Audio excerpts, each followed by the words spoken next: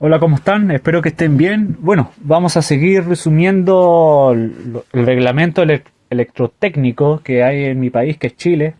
Una nueva normativa que salió hace un par de años atrás, que son los pliegos RIC, Reglamento de Instalaciones de Consumo. En este caso, continuamos con el RIC número 2, que trata sobre tableros eléctricos. Ya, lo más importante acá es que acá es bastante corto este pliego también, y trata más que nada de definir en términos generales, bueno, los tipos de tableros que hay para que uno pueda declararlos, instalarlos y qué tipo de denominación tiene, dependiendo de qué función cumplen.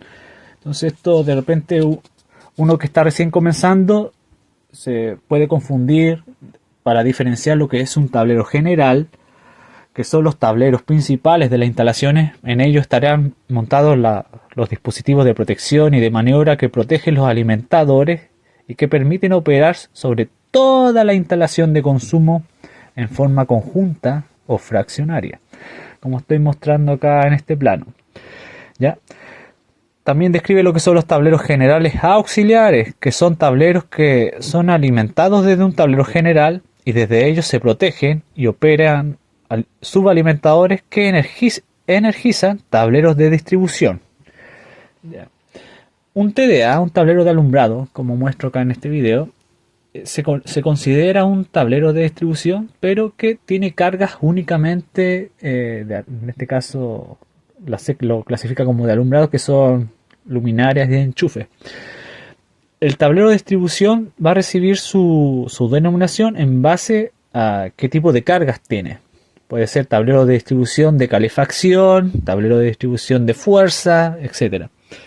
Para que lo tengan presente, hay tableros de comando, que son tableros que contienen los dispositivos de protección y maniobra, que permiten proteger y operar sobre artefactos individuales o sobre grupos de artefactos.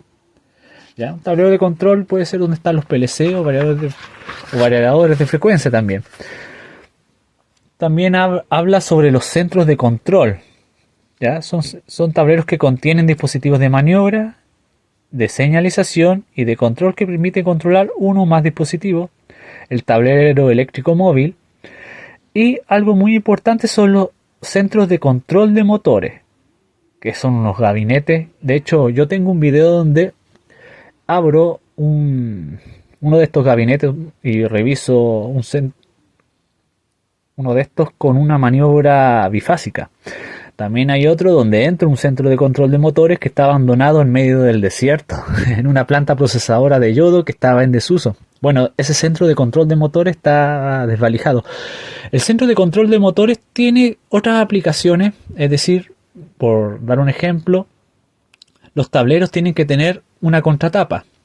Los tableros de distribución, los tableros generales, es decir, está la tapa y tiene una contratapa, o en este caso se le denomina, en este caso, cubierta cubre equipos, que es como una contratapa en el cual se tapa todo lo que es el cableado, pero se permite maniobrar los dispositivos de protección y accionamiento.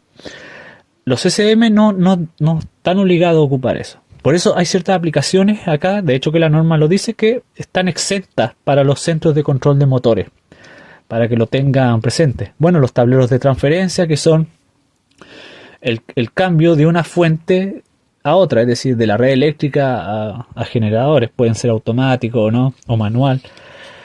Y los tableros de autogeneración.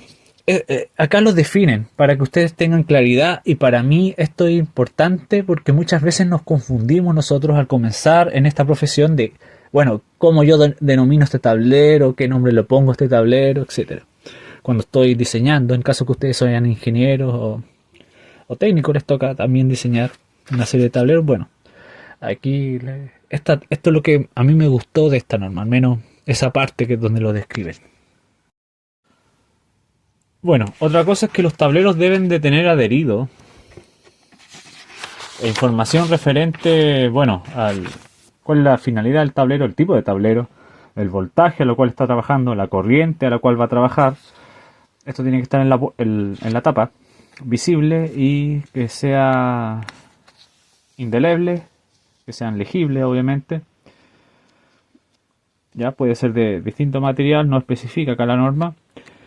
El año, la empresa que lo desarrolló, el grado IP del tablero, la marca de fabricación, entre otras. Y en el interior debe de contemplar todos los tableros, deberán tener adherida el cuadro indicador y rotulado para identificar los circuitos, su número y su función, diagrama unilineal actualizado de tamaño legible y con protección permanente para mantener su condición, es decir, plastificado. Lo ideal es que la hoja la impriman y la plastifiquen. Todos los aparatos de maniobra deberán ser rotulados, indicando cuál es la función que cumplen y con su número de circuito respectivo. Más o menos eso es como lo que se agrega, ¿ya? Otra cosa que me llama la atención acá es que indica que todos los tableros, miren, cuya capacidad sea igual o superior a 100 amperes deberá de llevar instrumentos de medida que indiquen la tensión y corriente sobre cada fase, ¿ya?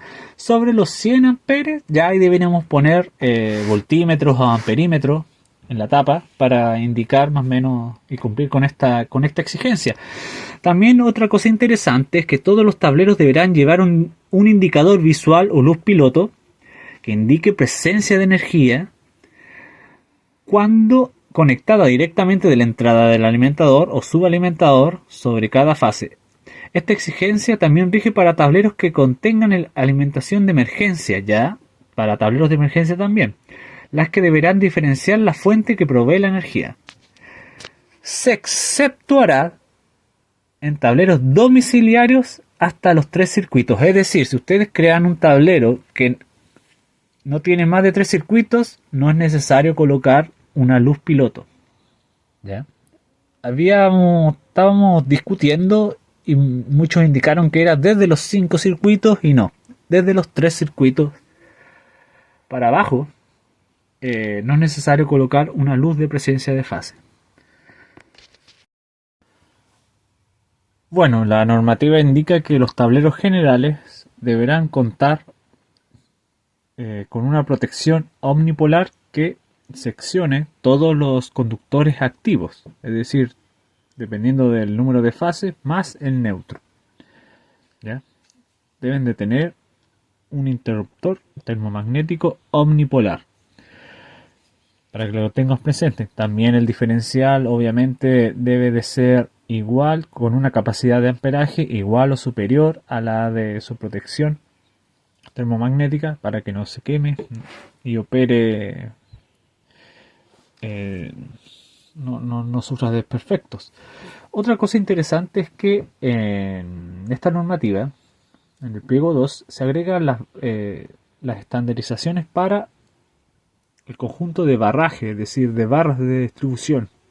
Están estandarizadas y presentes en una tabla, en el cual ustedes, dependiendo del amperaje o la capacidad que va a tener el tablero, aquí se presenta, bueno, a qué barra, a qué secciones de barra se tienen que utilizar, dependiendo si son barras pintadas con material dieléctrico o bien barras desnudas. Entonces esto les ayuda a ustedes para el diseño del tablero. También hay otra tabla donde indica los espacios que hay que respetar de trabajo para, en el caso de que haya que hacer mantención o instalaciones, ya sea para los centros de control, CCM o tableros. Es decir, los espacios que tienen que haber en distancia, dependiendo de ciertas condiciones que acá en la normativa indican. Eso es lo que rescato yo en estos puntos.